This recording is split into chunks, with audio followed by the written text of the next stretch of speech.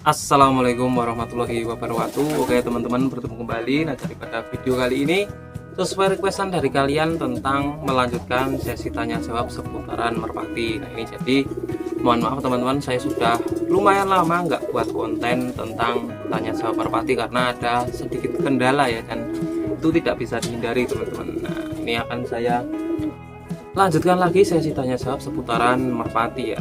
Nah, ini sudah saya pilih beberapa pertanyaan yang memang cukup menarik dibahas.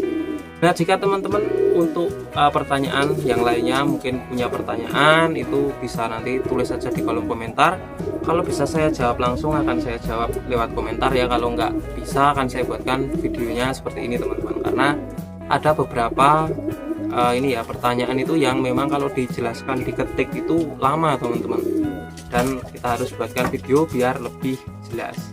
Nah oke, kita akan langsung lanjut untuk pertanyaan yang pertama.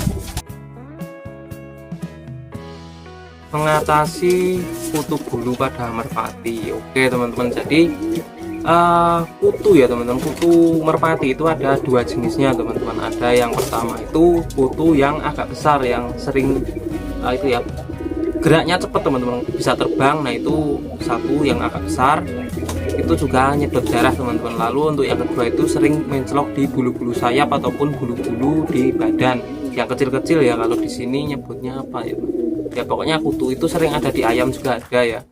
Nah itu gimana cara ngatasinya? Nah itu cara ngatasinya bisa pertama teman-teman pakai sampo ya, sampo. Ini kan tadi samponya nggak bisa ya teman-teman, teman kita tanya pakai sampo sudah berkali-kali nggak bisa. Nah ini samponya harus ini teman-teman, ada versi dua ya, yang pertama versi murah, yang kedua versi yang harus kita beli online teman-teman, ya nggak mahal-mahal banget tuh tapi efektif. Yang pertama untuk versi murah kita bisa pakai sampo keseharian kita, tetapi kita pakainya yang anti ketumbe teman-teman, anti ketumbe plus yang mentol kalau bisa. Untuk merek terserah kalian, mereknya apa bebas ya. Nah itu bisa digunakan itu yang anti ketumbe dan plus mentol teman-teman, itu akan lebih ini ya, lebih cepat mematikan kutu pada si merpati. Nah itu terutama kutu yang kecil-kecil teman-teman. Kalau kutu yang besar itu, kalau kutu yang besar itu nggak perlu dimandikan pakai sampo, bisa teman-teman ya, bisa kita cari biasanya di bagian sayap-sayap sini. Nah itu kita urut-urut teman-teman. Nah kalau dulu saya sering begitu ya, untuk pas awal-awal melihara merpati, karena saking senengnya ya punya merpati itu kita bersihkan kutu-kutunya ya, kutu-kutu besar. Kalau kutu kecil ya harus kita mandikan gitu ya. Nah jadi untuk kutu yang dulu itu yang kecil-kecil itu teman-teman bisa pakai sampo tadi. Nah kalau untuk versi yang kita harus beli itu mungkin di toko burung mungkin ada teman-teman ya.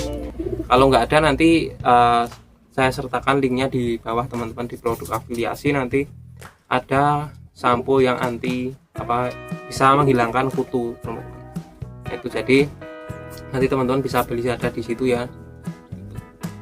Nah jadi opsinya ada dua teman-teman, ada yang tadi versi murahnya yang anti ketumbe plus mentol, yang kedua itu pakai yang khusus merpati. Nah, itu jadi teman-teman pilih mana terserah kalian.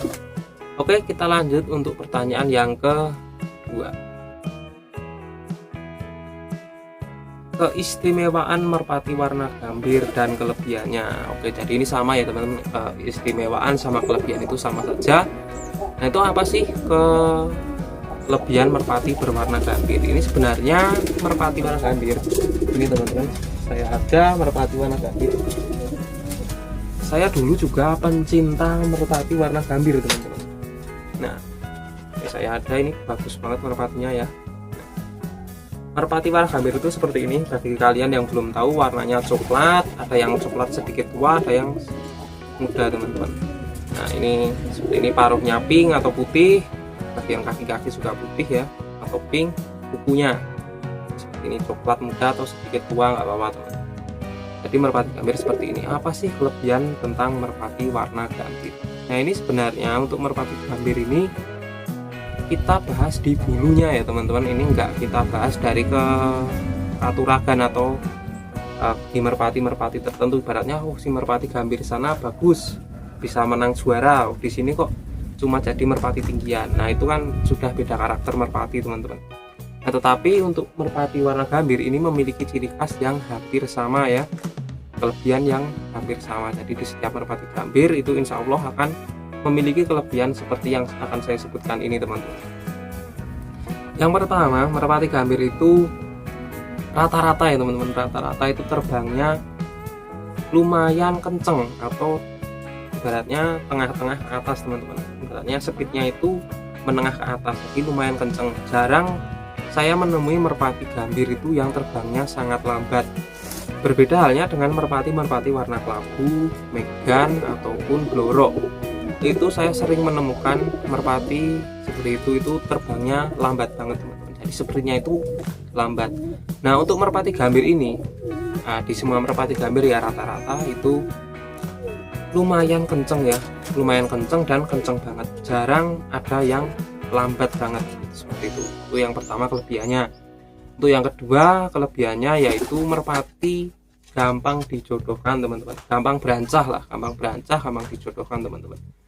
Nah yang pertama ini gampang berancah teman-teman. Jadi merpati itu kita berancainya itu lebih gampang, lebih cepat naik birahinya dibanding kita berancain merpati yang model-model ibaratnya megan telampik ataupun teritis telampik. Itu kadang agak susah, apalagi yang sedikit ada pelontangnya itu teman-teman, itu memang agak lumayan susah dibandingkan merpati-merpati model gambir, model kelabu. Nah itu cepat teman-teman, berancahnya itu bagus. Lalu untuk jodoh ini di setiap merpati berbeda ya. Ibaratnya merpati si gambir A sama si gambir B ini, yang satu suka megan, yang satu suka blorok, itu tergantung karakter merpatinya teman-teman. Tetapi gampang dijodohkan ya, istilahnya itu nggak galak-galak lah teman-teman. Jadi merpati itu nggak yang galak banget, asal sesuai kita jodohnya yang diinginkannya, pasti merpati gambir itu jodohnya cepat dan gampang giring. Nah ini yang saya suka dari merpati warna gambir. Merpati gambir itu giringnya bagus, lalu keket ya, jelas keket.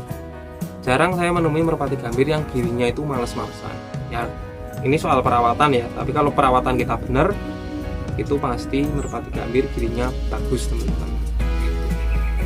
Jadi untuk merpati gambir itu memang seperti itu, keistimewaannya giringnya keket, lumayan kencang, gampang diberancain, itu ya menjadi sebuah keunggulan. Nah lalu ada lagi teman-teman ya, merpati seperti ini, merpati gambir itu warnanya itu gimana ya teman-teman, ibaratnya itu tetap dari zaman dulu sampai sekarang tetap warna gambir menjadi warna favorit para pemain merpati, entah itu pemain merpati kolong, merpati tinggian ataupun merpati balap.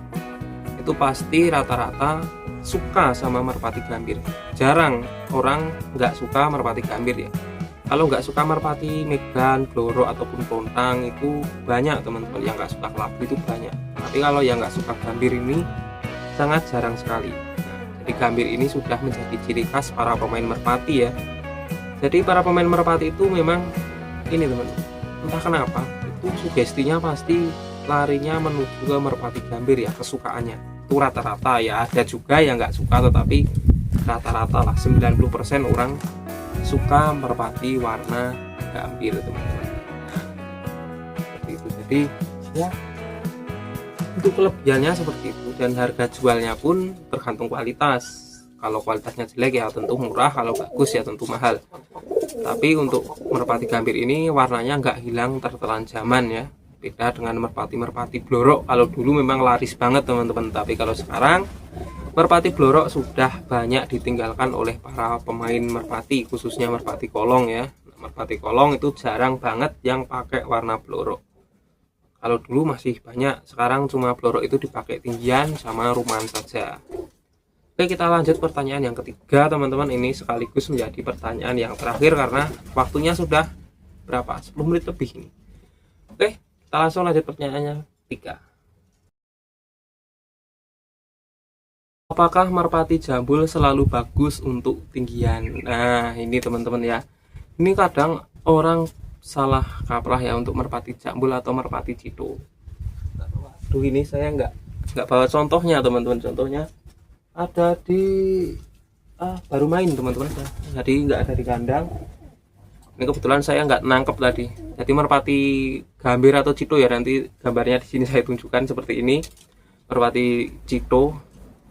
Nah itu jadi apakah selalu bagus untuk tinggian? Itu enggak ya teman-teman. Jadi kalau merpati yang cito memang asli, ibaratnya terah-terahnya dulu memang dari cito terus, itu bagus-bagus teman-teman, itu tidak dilakukan lagi. Tetapi ada juga yang disilang-silang teman-teman, ada yang disilang merpati sayur, ibaratnya merpati konsumsi, itu keluarnya cito teman-teman, keluarnya jambul, tetapi karakter terbangnya beda jauh dengan yang aslinya, yang masih murni ya, darahan murni sama darahan silangan. Ada juga yang disilang dengan merpati balap, itu merpati cito tapi terbangnya treser teman-teman, kenceng tapi bawah. Nah jadi nggak selalu merpati cito itu bagus untuk tinggian ya. Jadi kalau dulu memang iya teman-teman, tapi kalau sekarang zaman sudah berubah, orang-orang pada silang-silang merpati, jadi merpati cito pun banyak yang jelek untuk tinggian. Jadi kita harus pinter-pinter seleksi lah. Merpati cito yang murni sama silangan itu berbeda teman-teman. Nah itu ada di video saya yang lainnya, nanti teman-teman bisa cek saja sendiri, dicari itu yang merpati cito yang yang bagus lah, itu sudah saya jelaskan di video saya yang lainnya, nanti dicari sendiri seperti itu. Jadi seperti itu teman-teman ya, nggak selalu merpati cito itu bagus untuk tinggian. Oke, terima kasih. Wassalamualaikum warahmatullahi wabarakatuh.